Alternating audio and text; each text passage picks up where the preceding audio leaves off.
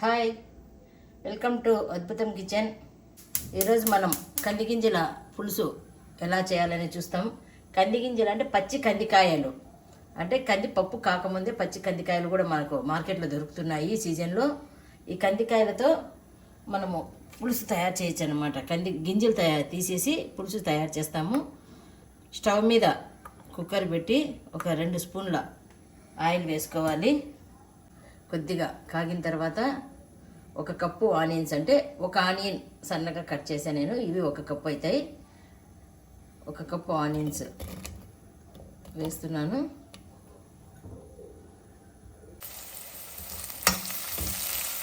Onions కొద్దిగా వేగిన తర్వాత ఒక పెద్ద టమోటా సన్న ముక్కలుగా చేసి వేసుకున్నటువంటి టమోటాను వేస్తున్నాను. ఈ 2 కాస్త వేగిన తర్వాత మనము కంది గింజలు వేస్తాం. కొద్దిగా వేగాలి, అంటే ఎక్కువ ఏం లేదు. కొద్దిగా వేగిన తర్వాత కంది గింజలు కూడా వేసి బాగా వేగనివ్వాలి.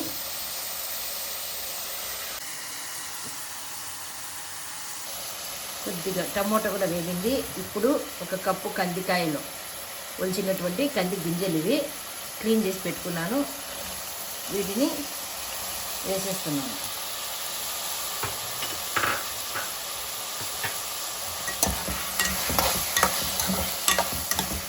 కందికాయలు సీజన్లోనే దొరుకుతాయి కాబట్టి మనము సీజనల్ కర్రీ ఇది చాలా బాగుంటుంది.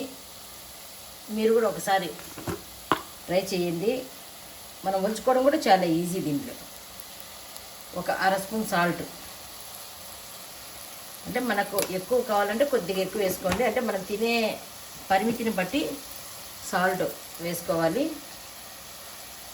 ఒక 1/2 స్పూను పసుపు వేయాలి. 1 స్పూను కారం పొడి, 1 స్పూన్ ధనియాల పొడి,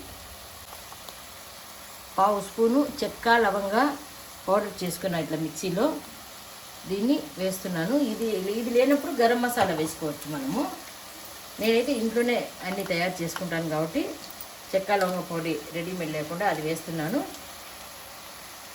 అల్లం వెల్లుల్లి పేస్ట్, ఒక 1.5 స్పూన్ అల్లం వెల్లుల్లి పేస్ట్ వేసాను. ఇదంతా కూడా బాగా వేగాలి. ఇది వేగే వరకు కొబ్బరి వేయకూడదు. మనం కొబ్బరి అనేది ఎప్పుడు కూడా లాస్ట్ వేయాలి. కొబ్బరి వేస్తే మాడిపోతుంది. ఏ కర్రీకైనా కూడా కొబ్బరి అనేది అంతా మసాలా వేగిన తర్వాత లాస్ట్లో వేయాలి. ఇదంతా కూడా ఒక 5 నిమిషాలు బాగా వేగనిద్దాం.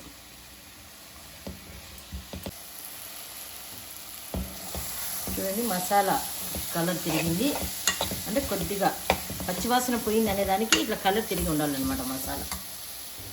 ఇప్పుడు ఫైనల్గా మనము కొద్దిగా కొబ్బరి 1 స్పూన్, 1.5 స్పూన్ వేస్తున్నాను నేను. అంటే పులుసు ఎక్కువ కావాలనుకున్నప్పుడు కొద్దిగా కొబ్బరి ఎక్కువ వేసుకోండి, లేకపోతే 1 స్పూన్ కొబ్బరి వేసుకోవచ్చు. ఇదంతా కూడా కొద్దిగా బాగా మళ్ళీ ఒక 2 నిమిషాలు వేగనిచ్చి నీళ్ళు వేసి ఒక 2 విజిల్ కానీ 3 విజిల్స్ కానీ పెట్టి ఉడకబెట్టచ్చు మనము. బాగా మసాలా అంతా కూడా గింజలకు పట్టింది. ఇప్పుడు 1 కప్పు వాటర్ వేస్తాను. కొద్దిగా కూర గుజ్జుగా ఉంటేనే బాగుంటుంది. దీనికి ఎక్కువ వాటర్ అయితే అవసరం ఉండదు మనకి. 1 కప్పు లేదా 1.5 కప్పు చూడండి, అంతే. జస్ట్ ఇట్లా మునిగే వరకు వేసామంటే ఒక 3 విజిల్స్ పెట్టేసేసి మనం ఉడకబెట్టుకోవాలి. ఫైనల్గా కొద్దిగా కొత్తిమీర వేస్తున్నాను. కుక్కర్ పెట్టి కుక్కర్ మూత పెట్టేసుకొని ఒక 3 విజిల్స్ పెట్టి ఉడకబెడదాం.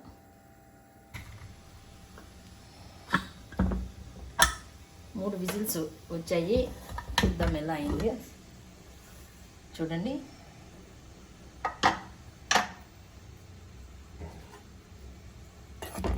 కొద్దిగా చిక్కగా దగ్గరగా వచ్చింది. దీన్ని సర్వింగ్ బౌల్లోకి తీసుకుందాము.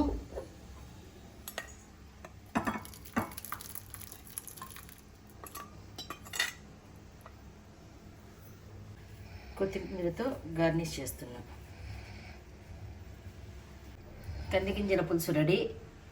మీకు ఈ వంటకం నచ్చినట్లయితే లైక్ చేయండి, షేర్ చేయండి, సబ్స్క్రైబ్ చేయండి. ఇది రాయలసీమ స్పెషల్ కందిగింజల పులుసు. మీరు ట్రై చేస్తారని ఆశిస్తున్నాను.